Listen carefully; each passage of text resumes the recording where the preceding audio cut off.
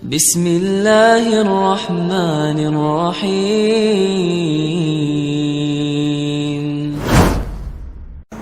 Bismillahirrahmanirrahim. Assalamualaikum warahmatullahi wabarakatuh.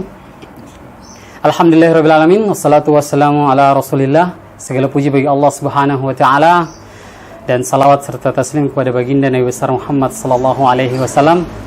Hari ini kembali lagi bersama kami HM Production dalam program acara kajian dan tanya jawab keislaman bersama Ustadz Abu Kaisyah. Assalamualaikum Ustadz. Waalaikumsalam. Alhamdulillah hari kedua Ustadz kita bersama di sini, dan insya Allah seterusnya kita akan tetap selama bulan suci Ramadan ini kita akan mengisi kajian. Insya Allah bermanfaat untuk para permisa di Wakatobi atau di seluruh Indonesia yang menonton kita lewat akun di Facebook di Wakatobi Mengaji dan lewat channel di YouTube HM Production. Dan buat teman-teman yang ada di Facebook yang sekarang lagi nonton atau yang akan nonton sebentar, yang mau bertanya silakan tulis komentarnya. Insya Allah kita akan bacakan pertanyaan dan akan dijawab oleh Ustadz kita.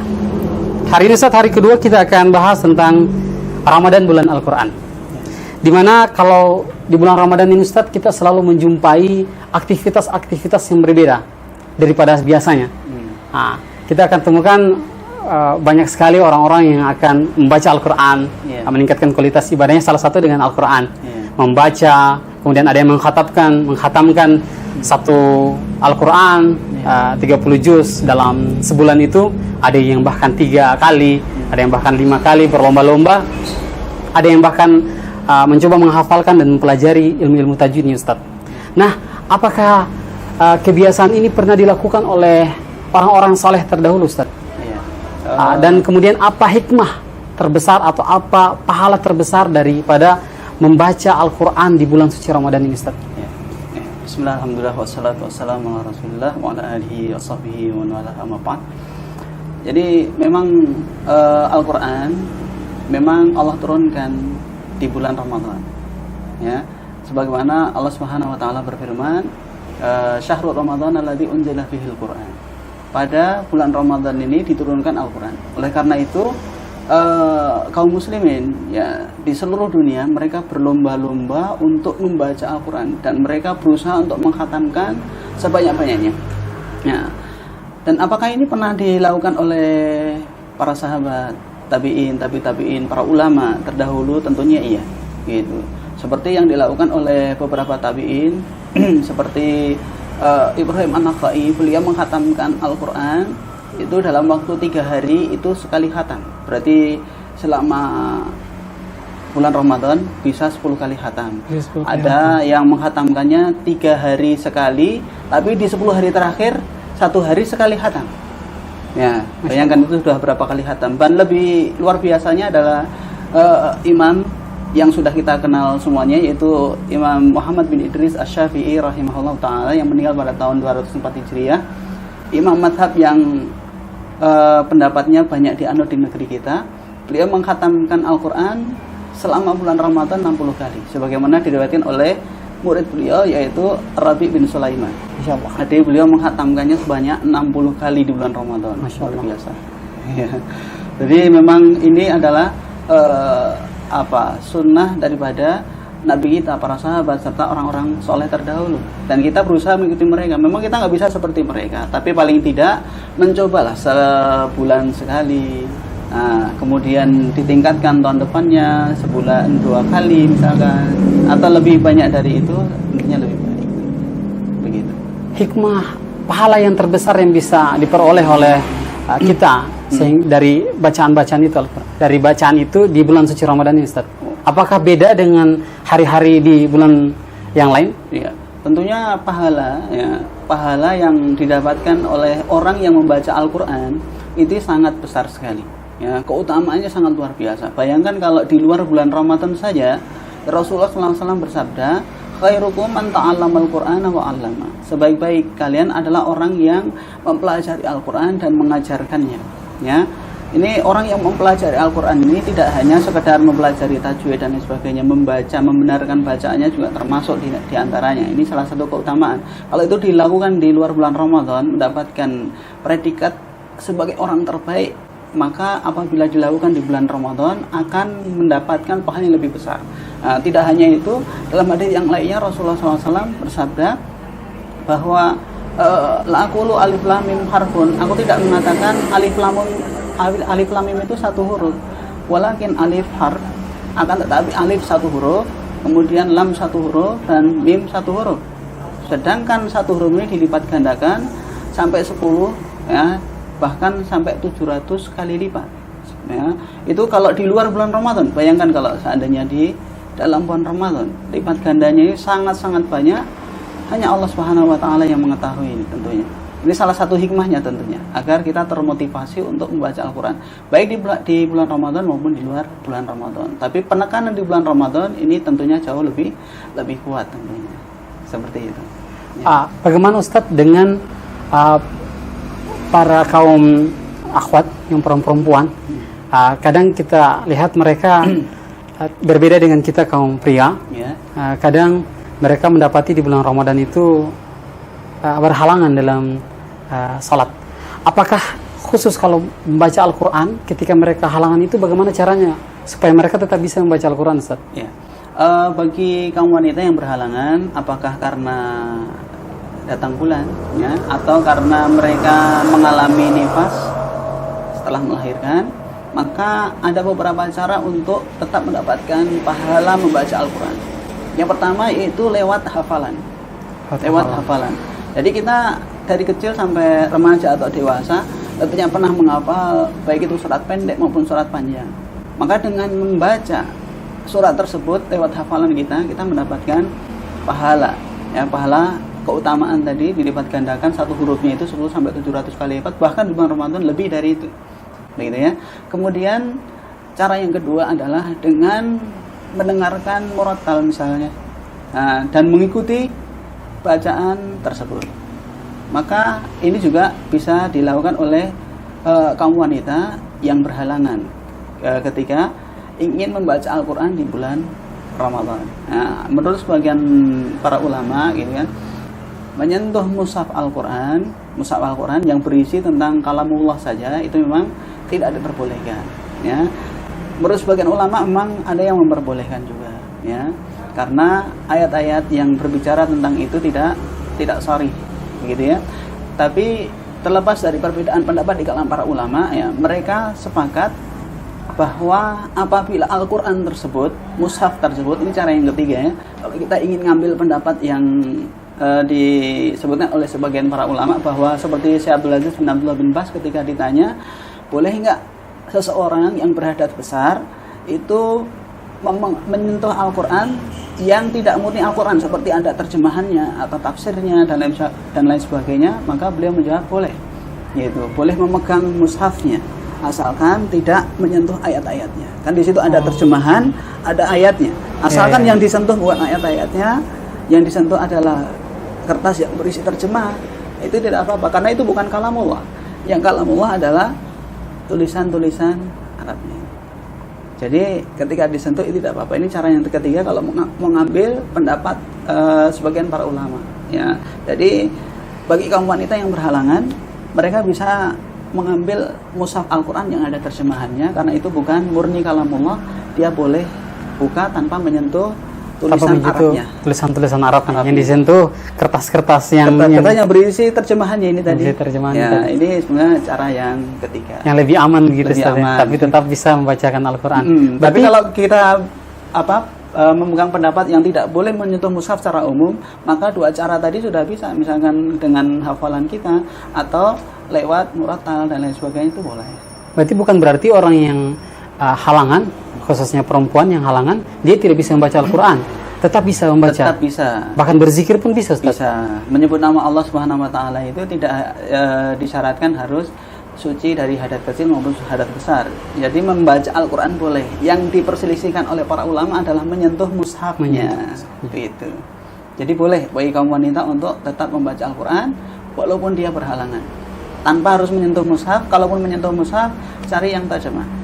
Jadi tipsnya tadi lebih bagus dihafal. Yeah. Kalau sudah dihafal lebih mudah untuk terus dibaca. Kemudian kalau mau tetap membacanya tapi tidak menghafal karena mungkin hafalannya belum banyak, bisa diambil Al-Quran yang ada terjemahannya tanpa menyentuh ayat-ayatnya. Ya, itu yang bagi yang berhalangan ya. Bagi yang berhalangan. Tapi kalau yang tidak berhalangan, lebih utama untuk membaca Al-Quran langsung dari mushaf. Nanti langsung dilihat. Ya, langsung dilihat ini lebih utama dibandingkan membacanya lewat hafalan. Karena Nabi SAW pernah bersabda bahwa tidak ada sesuatu yang mendatangkan kecintaan dari Allah Subhanahu wa taala yaitu melebihi melihat pada Al-Qur'an. Membaca Al-Qur'an dengan melihatnya. Jadi kalau seandainya orang itu tidak berhalangan, lebih bagusnya membaca Al-Qur'annya langsung secara langsung. Ya. Lewat mushafnya. Begitu. Kemudian Ustadz, kita selalu menjumpai juga kadang orang-orang kan sulit untuk mencari guru ketika ingin belajar Al-Quran. Kadang mereka belajarnya lewat media sosial. Terkhusus untuk Al-Quran, apakah boleh kita belajar lewat sosial media seperti YouTube atau Facebook ketika di situ ada video-video yang mengajarkan tentang tajwid? Apakah itu diperbolehkan atau lebih baik untuk mencari guru secara langsung? Ya. Kalau kita melihat sejarah dan membaca sejarah tentang para ulama mempelajari Al-Quran dari kalangan para sahabat, ya mereka langsung belajar dari lisan Nabi SAW. Begitu pula para tabi'in, mereka langsung mengambil ilmu dari lisan para sahabat, dan begitu pula seterusnya sampai kepada kita. Jadi yang lebih utama tentunya membaca Al-Quran itu adalah talaki. Talaki mengambil langsung dari lisan gurunya, sehingga ketika dia praktekkan, misalnya ketika dia mempraktekkan makharijul huruf atau sifatnya atau ahkam tajwid yang lain, maka ketika ada kesalahan langsung bisa diluruskan oleh gurunya. Kalau hanya sekedar teori mungkin bisa lewat media-media sosial, YouTube dan lain sebagainya, tapi kan prakteknya belum tentu sama antara kita dengan guru kita. Kalau terjadi kesalahan, yang ada di YouTube itu tidak bisa benarkan makhraj kita, begitu. Kita rasa-rasanya sudah benar nih, sudah sama seperti apa yang diucapkan oleh ustadz yang ada di media sosial tersebut, padahal belum tentu benar. Nah, maka belajar Al-Quran ini lebih baiknya langsung talaki dengan guru tentunya, begitu. Karena ada proses untuk bagaimana memperbaiki. Nah, tapi kalau hanya belajar teori lewat video-video dan lain sebagainya, maka kita hanya mengetahui teorinya saja, tapi untuk prakteknya belum tentu benar. Kita rasa-rasanya sudah benar, padahal belum tentu benar. Itu bagaikan kita mendengarkan murattal, kita sudah tirukan lagunya, kita sudah tirukan suaranya seperti korek yang kita dengarkan murattalnya itu. Tapi ternyata makrotnya kurang tepat, panjang pendeknya juga kurang tepat, sifatnya lagi belum tepat. Iya, itu. Jadi banyak yang perlu kita perbaiki. Jadi untuk lebih baiknya kita tetap harus belajar dengan seorang guru yang mungkin yang bagus bacaannya dan lain sebagainya, agar bacaan kita benar-benar sesuai dengan apa yang pernah diajarkan oleh Rasulullah SAW. Gitu. Ustadz, kadang kita sering lihat itu Ustadz, ketika video murattal itu diupload di YouTube, kemudian banyak didengarkan, dan lebih orang yang mendengarkan lebih fokus untuk belajar irama. Sehingga ketika dia iramanya sudah bagus, mungkin mereka merasa bahwa ya sudah seperti itu bacaan yang tepat, padahal harusnya lebih bagus mencari guru yang secara tatap muka. Iya, langsung dia bertatap muka dengan gurunya face to face, sehingga ketika ada kesalahan makhraj, sifat ataupun yang lainnya dari huruf-huruf yang ada dalam Al-Quran yang kita ucapkan, maka bisa langsung dibenarkan oleh sang guru tersebut. Memang kebanyakan kaum muslimin ya, di zaman ini khususnya, mereka ketika ingin menghafalkan Al-Quran atau ingin mendengarkan Al-Quran, dia cari yang lagunya bagus dulu. Ya mungkin wallahu alam, mungkin lagi transisi hijrah mungkin ini cuma prasangkaan sementara. Jadi mungkin dulu suka musik yang atau bagaimana lah ya, yang suara-suara yang enak didengar lah di telinga. Kemudian ketika ingin mendengarkan Al-Quran pun mendengarkannya inginnya lagunya yang enak. Sebenarnya ini tidak jadi masalah. Jadi masalah itu adalah dia tidak mau mempelajari ahkam tajwidnya. gitu. Hanya mencukupkan diri dengan mendengarkan murotal dari beberapa qari tanpa mau mempelajari dan mendalami ilmu tajwid mulai dari makharijul huruf, sifat, ahkam nun sakinah, tanwin, ya, dan ahkam mim sukun dan lain sebagainya. Gitu. Berarti yang paling penting bukan lagunya, tapi yang paling utama itu bagaimana bacaannya bisa, tajwidnya bisa benar. Iya, betul. Jadi setiap huruf dikeluarkan dari tempatnya, dari makhrajnya, disertai dengan sifat-sifat yang harusnya tepat, ya, sesuai dengan kaidah yang telah ditetapkan oleh para ulama, seperti itu. Jadi itu lebih bagus kita belajar dulu tajwidnya, tidak masalah untuk lagu, maksudnya memperindah bacaan supaya lebih menjujukkan hati, ya, betul. Bagi kita yang mendengarnya sendiri ataupun orang lain yang mendengarnya, tapi lebih utamanya adalah fokus pada kebenaran dalam bacaan itu sendiri, karena banyak sekali pelajaran-pelajaran dalam Al-Quran. Kami belajar bersama Ustadz itu sangat banyak sekali, belum lagi di makhraj, habis itu di sifat-sifatnya, dan itu perlu latihan yang sangat lama dan harus sabar. Iya, betul. Ya. Kemudian Ustadz ada pertanyaan, ini bagaimana, apa bedanya Ustadz ketika kita membaca Quran menggunakan media handphone dengan langsung di mushaf, Ustadz? Ya. Mushaf yang ada terjemahan, kemudian mushaf yang full hanya berisi ayat saja, kemudian yang ada terjemahan dan handphone. Apa perbedaannya, Ustaz? Perbedaannya, yang pertama tentunya yang paling utama itu dalam hadis tadi yang saya sebutkan bahwa Allah Subhanahu wa taala itu kan tidak ada sesuatu yang lebih mendatangkan kecintaan dari Allah Subhanahu wa taala kecuali melihat pada mushaf. Berarti yang paling utama ketika seorang membaca Al-Quran itu adalah dengan membaca melalui mushaf Al-Quran. Ya, ini yang paling utama, karena akan mendatangkan kecintaan dari Allah Subhanahu wa taala. Yang pertama, ya. Kemudian yang kedua, ini kalau mau diurutkan, maka yang kedua ini adalah membaca Al-Quran lewat mushaf yang ada terjemahannya. Bagaimanapun juga itu mushaf, tapi ditambahkan dengan terjemahan. Dengan seperti itu mungkin dia bisa melihat arti-arti dan lain sebagainya. Jadi di situ dia bisa memahami ayat-ayat yang dia baca. Yaitu ketika dia baca, dia lihat artinya dan lain sebagainya. Nah, maka ini lebih utama. Adapun yang terakhir tentunya itu melalui media-media yang ada sekarang ini, baik handphone, tablet atau laptop misalkan ada aplikasinya seperti itu, maka kita juga bisa membaca Al-Quran lewat situ.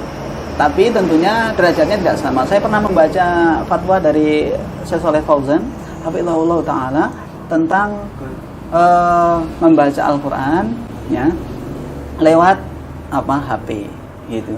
Dan beliau mengatakan itu tentunya tidak sama antara membaca Al-Quran lewat HP dengan lewat mushaf. Karena HP ini kan berisi apapun juga, yang baik maupun yang buruk, berisi mushaf dan selain mushaf. Sedangkan Al-Quran, mushaf Al-Quran hanya berisi kalamullah saja. Tentu berbeda antara membaca sesuatu yang berisi kalamullah saja dengan kalamullah dicampur dengan aplikasi yang lain. Berarti ada perbedaan, Ustaz, ya? Ada perbedaan. Itu tadi pertanyaan yang sudah dijawab sama Ustaz. Jadi ada perbedaan antara membaca mushaf yang isinya hanya berisi ayat, kemudian yang terjemahan, kemudian menggunakan handphone. Berarti boleh, tapi yang lebih utama adalah yang mushaf. Murni mushaf, kalamullah. Kalamullah. Itu pahalanya beda-beda, Ustaz, ya? Ya, tentunya Allah Maha tahu tentang masalah itu. Tergantung. Terus kalau ini, Ustaz, dibawa, kalau ini ada Al-Qur'annya, ada software aplikasi Al-Qur'an, apakah boleh ini dibawa di sembarang tempat seperti contohnya di kamar mandi? Iya. Apabila dalam HP, tablet atau yang sejenisnya itu memang ada aplikasi Al-Qur'an, ya, dan ketika di dalam kamar mandi atau toilet itu aplikasi tersebut tidak dibuka, maka boleh dibawa ke sana. Tidak ada larangan sama sekali, ya. Dan ini pernah ditanyakan oleh para ulama. Salah satunya ditanyakan kepada Syekh Abdullah Mutlaq, ya.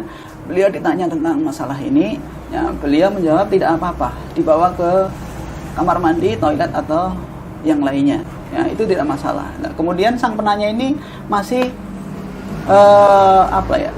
ngeyel, istilahnya begitu. Tapi ini kan ada Al-Qur'annya, begitu. Iya, tidak apa-apa kata beliau. Nah, masih ngeyel, ini Al-Qur'an loh, ada Al-Qur'annya gitu. Masih ngeyel seperti itu. Kata beliau, iya kalau memang Anda beranggapan bahwa itu ada Al-Qur'annya, berarti Anda juga tidak boleh masuk kamar mandi kecuali akal Anda tinggalkan di luar. Karena kan Anda punya hafalan Al-Qur'an juga. Iya. Jadi Anda nggak boleh masuk kamar mandi juga. Jadi akalnya ditinggal di luar dulu baru masuk kamar mandi kata. Jadi kita punya hafalan Al-Qur'an juga. Ketika kita masuk kamar mandi boleh, asalkan tidak membaca Al-Qur'an di dalam. Kita di dalam HP pun juga ada aplikasi dan ada mungkin murotal gitu Al-Qur'an gitu. Kalau kita putar murotalnya di dalam itu tidak boleh. Nah, membuka aplikasinya di dalam kamar mandi pun tidak boleh. Tapi kalau tersimpan di memori internal maupun eksternal itu tidak apa-apa asalkan tidak dibuka. Seperti kita masuk kamar mandi punya hafalan, kalau kita keluarkan hafalan kita itu tidak boleh di kamar mandi. Boleh. Tapi kalau tidak kita keluarkan kita boleh masuk kamar mandi. Berarti kalau hanya untuk sekedar mau misalnya senter Ustaz, untuk kebutuhan mati lampu misalnya. Saya sering gitu Ustaz, kalau mati lampu kadang saya pinjam HP istri saya yang memang saya sudah hapus itu, jadi saya sengaja HP saya ada Al-Qur'annya, istri saya tidak, jadi kalau ke WC mati lampu saya pakai HP istri saya karena saya takut Ustaz. Itu ternyata boleh. Ternyata boleh. Itu asal tidak dibuka. Asal tidak dibuka. Dan satu lagi yang perlu saya ingatkan, jangan jadikan murattal itu sebagai nada dering atau yang lainnya. Nanti kalau pas kita bawa kamar mandi kemudian ada telepon atau SMS masuk, itu nanti bunyi Al-Qur'an yang akan keluar, dan itu tidak boleh. Iya. Seperti itu. Jangan dijadikan itu. Jangan jadikan nada dering. Nada dering atau nada SMS atau apa begitu. Kalau ada HP yang menjadikan ayat sebagai nada dering, ya tentunya nggak boleh nanti dibawa ke kamar mandi. Nanti pas kalau dalam kamar mandi ada panggilan, nah kita berdosa tentunya di situ. Gitu. Ustaz, terus bagaimana, mungkin tadi kita sudah bahas tentang bagaimana keistimewaan Al-Quran di bulan Ramadan ini, dan kita juga sudah bahas tadi bagaimana kebiasaannya orang-orang, bagaimana aktivitas orang-orang di bulan Ramadan itu yang lebih banyaknya mendekatkan diri pada Al-Quran. Nah, mungkin bisa kasih sedikit tips Ustaz, bagaimana caranya bisa mengkhatamkan Al-Quran dalam waktu sebulan itu sebanyak-banyaknya. Misalnya kalau dalam sebulan itu satu mushaf begini itu 30 juz itu, caranya bagaimana untuk bisa mengkhatamkan dalam waktu 30 hari itu Ustaz? Iya. Yang pertama tipsnya dari saya secara pribadi, yang pertama kita harus mengikhlaskan niat karena Allah Subhanahu wa taala. Tujuannya bukan untuk bersaing dengan teman, kawan atau siapa gitu kan. Tapi kalau seandainya dengan keluarga atau teman untuk berlomba-lomba dalam kebaikan itu tidak apa-apa. Tapi kalau seandainya niatnya bersaing biar saya kelihatan lebih banyak, ini yang nggak boleh. Luruskan niat karena Allah Subhanahu wa taala, ikhlas membaca Al-Qur'an maupun ibadah yang lainnya itu niatnya ikhlas karena Allah. Yang pertama itu. Ya. Kemudian yang kedua gitu kan, kita berusaha mencari waktu-waktu yang longgar. Mencari waktu-waktu yang longgar. Misal gitu ya. Kita setelah subuh nggak ada kegiatan, ya, sisihkan waktu dan istiqomah. Ya, dan istiqomah nanti poin yang ketiga, istiqomah untuk membaca Al-Quran di waktu yang longgar tersebut, dan usahakan di waktu itu tidak ada aktivitas apapun juga, apakah sebelum subuh atau sesudah subuh atau di waktu-waktu tertentu kita yang tahu sendiri. Misalnya kita punya waktu tersendiri untuk membaca Al-Quran, begitu ya. Kemudian yang ketiga tadi saya sudah sebutkan, kita istiqomah di waktu tersebut untuk membacanya, ya. Kemudian yang keempat, jangan buru-buru. Jangan buru-buru maksudnya begini, wah kayaknya saya punya waktu longgar, saya harusnya targetnya 1 hari 1 juz, saya mau tambah lagi. Nah, misalkan jadi 2 juz, maka nanti keesokan hari kalau pas kita ada kesibukan misalnya, nah, maka kita nggak mampu mungkin ngejar 2 juz di hari tersebut. Akhirnya bacaan kita ini kadang naik, kadang turun, sehingga nggak istiqomah namanya. Gitu. Jadi kalau ada bisikan setan, oh tambah lagi, sudah kita hentikan dulu. Kecuali kalau kita benar-benar mampu tingkatkan sedikit dulu. tingkatkan 1 halaman, tingkatkan 1 lembar, gitu. Supaya kalau seandainya kita sesibuk apapun masih bisa untuk ngejar. Tapi kalau tingkatnya sudah jauh, gitu, biasanya kita ngejarnya agak susah ketika benar-benar sibuk, begitu ya. Kemudian yang berikutnya, ya, yang kelima, kita cari partner untuk saling mengingatkan. Cari partner kalau sudah berpasangan, punya suami atau istri, gitu kan, punya partner. Nah, kita misalkan dipanggilnya apa itu ya, Dinda, Kanda, Umi, Abi atau siapalah begitu, ini kan sudah baca Al-Quran atau belum? Ya, sudah berapa lembar, sudah berapa halaman, sudah berapa juz? Oh belum, misalkan baru 2 halaman atau 2 lembar. Oh kalau begitu kita baca dulu nih. Berarti yang saling mengingatkan gitu. Begitu, ada saling penyemangat juga. Iya, begitu.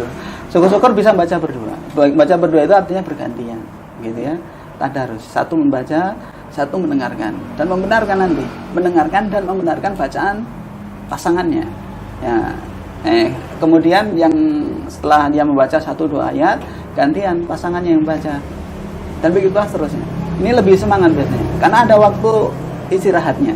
Kalau kita baca terus mungkin tenggorokan akan terasa kering gitu. Tapi kan kalau kita berhenti sejenak, yang lain membaca, itu akan lebih lebih bisa melanggengkan bacaan kita. Kita lebih kuat bacanya dalam waktu yang agak lama. Kemudian yang keenam ya, itu kita mohon pertolongan dari Allah Subhanahu wa taala untuk diberikan kemudahan dalam membaca Al-Quran dan menghatamkannya di bulan Ramadan. Nah, minimal sekali atau 2 kali. Nah, kita berdoa kepada Allah Subhanahu wa taala agar diberikan kemudahan seperti itu. Karena tidak ada daya dan upaya kecuali atas izin dari Allah Subhanahu wa taala. Kita mentargetkan 5 juz, kalau Allah tidak menghendaki tidak akan bisa. Kita targetkan 1 juz saja, kalau Allah nggak menghendaki tidak bisa. Maka kita selalu mohon pertolongan dari Allah Subhanahu wa taala, gitu ya. Ini beberapa tips. Jadi tadi yang pertama adalah luruskan niat. Semata-mata karena Allah, bukan karena untuk berlomba-lomba dengan siapa, bukan atau karena merasa ini ya, supaya saya merasa paling tinggi. Saya paling tinggi dan orang lain. Kita orang lain 1 juz, saya mau 3 juz dalam waktu 3 hari misalnya. Tidak seperti itu. Jadi luruskan niat, kemudian tentukan waktu yang khusus. Apakah di waktu yang subuh atau sebelum sahur atau setelah mungkin sholat subuh atau di waktu-waktu yang lain, dan istiqomah di waktu itu. Iya, di waktu itu. Yang penting kemudian istiqomah. Jangan terburu-buru. Pelan-pelan, dan terakhir adalah berdoa kepada Allah Subhanahu. Sebelumnya tadi adalah mencari partner, sahabat atau istri, kakak, adik yang ada di rumah, orang tua mungkin, atau bikin mungkin satu keluarga Ustaz ya. 5 orang dalamnya satu majelis untuk ganti-gantian baca sambil memperbaiki bacaan. Dan yang terakhir adalah berdoa kepada Allah Subhanahu wa taala, Allah istiqomahkan kita untuk bisa menghatamkan Al-Qur'an, bahkan atau bisa kita hafalkan Al-Qur'an di bulan Ramadan itu. Selanjutnya ada pertanyaan dari akun kita di Waktu Mengaji Ustaz. Bagaimana syarat-syarat untuk menjadi seorang imam? Apakah ini ada hubungannya dengan Al-Qur'an? Dan kita sudah bahas tadi ini, kemudian sudah bertanya tadi. Iya. Sebetulnya syarat untuk menjadi imam, gitu ya, berarti syaratnya adalah dia Muslim, gitu ya. Kalau syarat-syarat umumnya, gitu kan, Muslim, sudah akil, sudah balik dan lain sebagainya. Ini syarat-syarat untuk syarat-syarat wajib sholat harus terpenuhi terlebih dahulu. Ya, syarat-syarat wajib sholat harus terpenuhi. Ya. Kemudian yang kedua, untuk menjadi imam maka dipilihlah orang yang bacaannya paling baik, paling bagus, paling benar, dan paling banyak hafalannya. Ya, berdasarkan sampai Nabi SAW, ya ummul qaum aqra'uhum li kitabillah. Ya, yang berhak menjadi imam bagi kalian adalah orang yang aqra'uhum li kitabillah, yang paling bagus bacaannya terhadap Al-Quran. Ya, Aqra ini ditafsirkan oleh para ulama bermacam-macam soalnya. Aqra itu memang paling baik bacaannya terhadap kitabullah, gitu ya, terhadap Al-Quran. Tapi sebagian para ulama seperti ulama mazhab Syafi'i mengartikan Aqra ini itu bukan orang yang paling banyak atau orang yang paling bagus bacaannya, tapi Imam Syafi'i sendiri menafsirkan hadis ini dengan afqah, gitu. Afqah itu orang yang paling faqih terhadap kitabullah. Artinya dia faqih terhadap atau dia paham terhadap ilmu-ilmu yang berkaitan dengan sholat. Sehingga ketika dia menjadi imam, kemudian lupa dalam sholatnya, dia tahu apa yang harus diperbuat. Memang ada satu imam, bacaannya misalkan bagus, gitu kan? Kemudian hafalannya juga banyak, tapi dia nggak tahu fikih sholat. Ketika dia jadi imam, lupa tahiyat awal, sudah berdiri, ditegur subhanallah subhanallah, bingung mau ngapain, akhirnya pergi dari tinggalkan sholatnya, gitu. Atau dia nggak tahu mau ngapain dia, gitu. Dia lanjutkan sholatnya, tidak sujud sahwi misalnya dan lain sebagainya. Berarti kan nggak tahu tentang fikih sholat. Ya, menurut Imam Syafi'i dan Imam Nawawi, ya, rahimahumullah, ya, orang yang disebut aqra di sini adalah afqah, yang paling faqih tentang fikih ibadah tersebut. Walaupun ulama yang lainnya menyebutkan yang paling bagus bacaannya terhadap Al-Quran.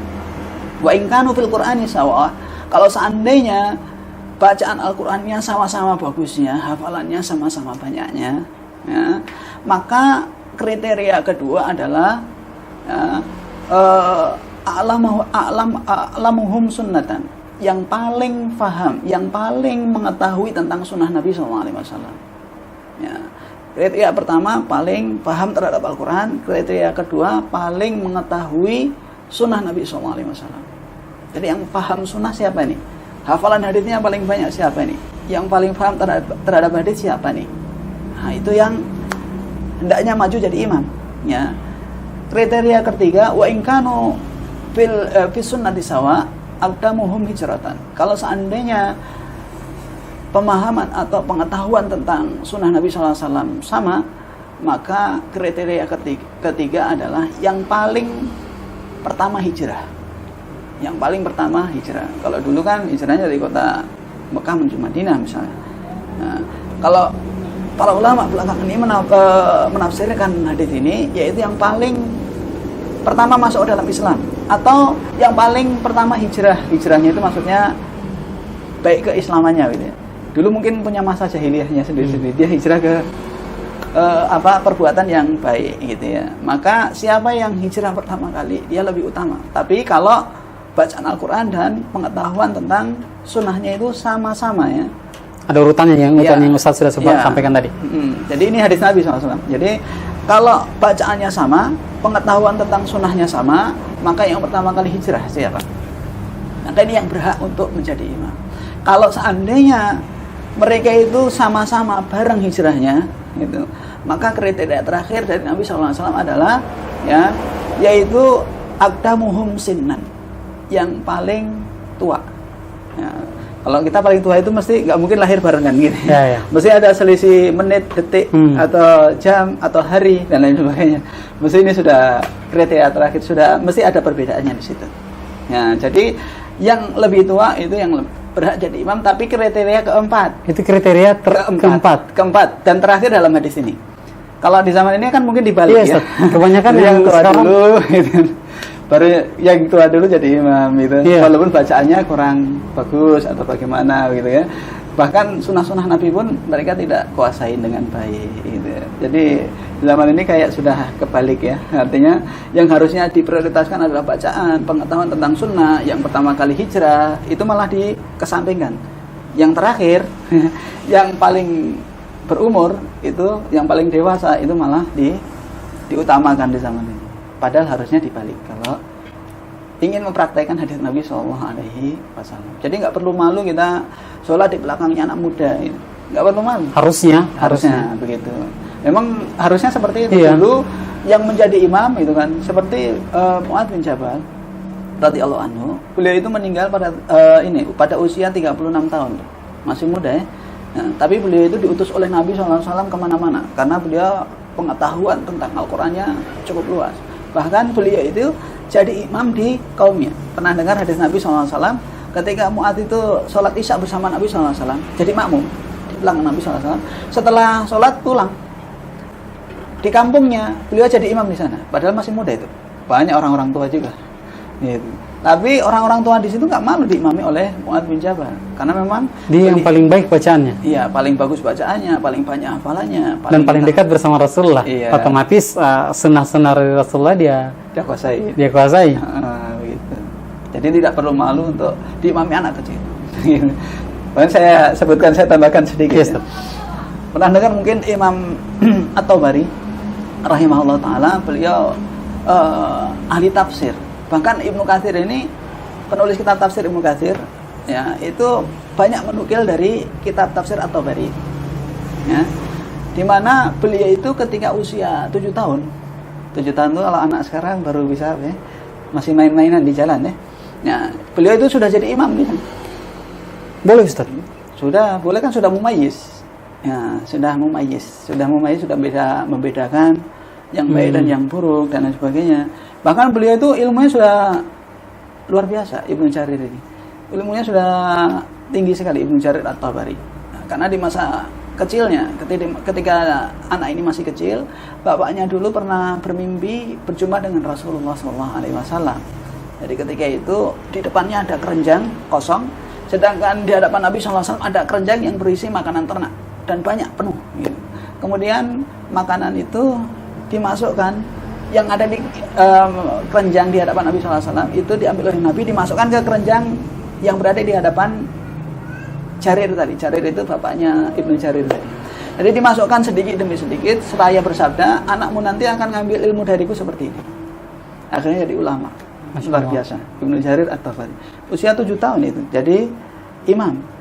Dan ulama, orang tua yang ada di belakangnya, itu tidak jadi masalah diimami oleh anak kecil. Memang beliau mampu dan bacaan terbaik, ahli tafsir, luar biasa. Kita lihat juga di luar-luar di Jawa sana sudah banyak anak-anak yang dijadikan imam. Iya.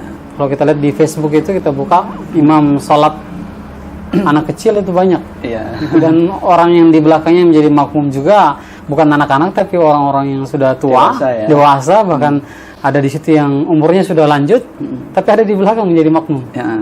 Dan mereka menikmati saja. Menikmati. Artinya memang kalau mereka sadar gitu kan, kalau saya punya hafalan berapa, saya punya bacaan bagaimana dan lain sebagainya, ternyata tidak lebih baik daripada sang imam, memang dia harus legowo, berlapang dada bahwa dirinya itu tidak sebaik imamnya. Jadi memang anak itu yang berhak jadi imam. Kita harus mendahulukan sang anak ini dibandingkan kita. Harusnya seperti itu adabnya. Karena Allah muliakan manusia itu dengan Al-Quran ini, bukan dengan usia. Jadi sesuai dengan sunnah dari Rasulullah, bahwa tadi ada 4. Jadi yang pertama itu yang baik bacaannya, kemudian yang lebih mengenal sunnah dari Rasulullah SAW, kemudian yang paling duluan hijrah, kemudian yang terakhir adalah yang paling tua dari jamaah tersebut. Nah, oke. Tadi kita sudah banyak bahas mengenai Al-Quran, sampai kemudian ada pertanyaan-pertanyaan dari teman-teman di Wakatobi Mengaji tentang bagaimana syarat jadi imam. Terus saya sempat bertanya-tanya tadi. Dan buat teman-teman yang masih ingin bertanya, silakan komen di akun Wakatobi Mengaji. Insya Allah kami akan bacakan pertanyaannya besok. Dan untuk video ini akan diupload di channel Hayam Production pada hari kedua Ramadan. Hari pertama Ramadan akan diupload juga video yang syutingnya kemarin. Dan insya Allah setiap 1 sampai 30 Ramadan kita akan upload terus video-video atau kajian ini. Dan insya Allah bisa bermanfaat buat para pemirsa yang menyaksikan video ini. Dan besok kita akan live lagi di Facebook Wakatobi Mengaji dengan tema melaksanakan ibadah dalam keadaan wabah. Dalam keadaan wabah pandemi COVID-19, kita akan bahas tentang wabah Ustadz besok, bagaimana cara melaksanakan ibadah. Karena ada begitu banyak dilema para masyarakat di sekitar kita. Ada yang kita sholat di rumah atau sholat di masjid. Kita sholat di rumah terus sholatnya bagaimana? Terus kita dilarang sholat tarwih, maksudnya sholat tarwih tidak lagi di masjid, sholat Jumat juga tidak di masjid, sholat berjamaah dibatasi. Dan akan kita bahas besok. Kalau ada yang mau bertanya seputar tema besok, silahkan dihubungi kami lewat akun-akun kami Hayam Production dan Wakatobi Mengaji. Syukron Ustaz atas kesempatan hari ini. Assalamualaikum warahmatullahi wabarakatuh. Waalaikumsalam.